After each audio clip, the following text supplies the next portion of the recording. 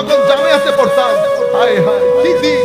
মুহাদ্দিসে জামান মুহাদ্দিস শাহ হুজুর হাদিস পড়াতেন। মুহাদ্দিস শাহ হুজুর বের হলে আপনাদের কুমিল্লার বুড়া ভাইস প্রিন্সিপাল বলতাম আমরা মুহাদ্দিস আব্দুর রহমান রাহমাতুল্লাহি আলাইহি উনি ঢুকতেন।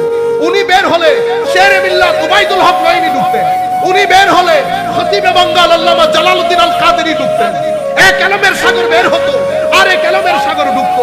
পড়তে পড়তে 20 বছর না যেতে যেতে শূন্য হয়ে গেছে, হাহাকার হয়ে গেছে। হাদিসের কিতাব পড়ানোর লোক নাই, তাফসীরের কিতাবের পড়ানোর লোক নাই, ফিকহের কিতাব পড়ানোর লোক নাই। কিছুদিনের মধ্যে 10 থেকে 15-20 বছর গেলে আল্লাহ পাক জানে দ্বীনের ইলমের ক্ষেত্রে কোন কিয়ামত বরপা। দেখতে দেখতে এগুলা বিভিন্ন মাদ্রাসার মধ্যে ঘুরে দেখেছি।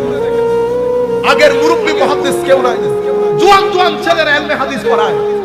নিজেরা স্বাভাবিকভাবে মুহাদ্দিস তো বলছি, কিন্তু আসলে কি মুহাদ্দিস?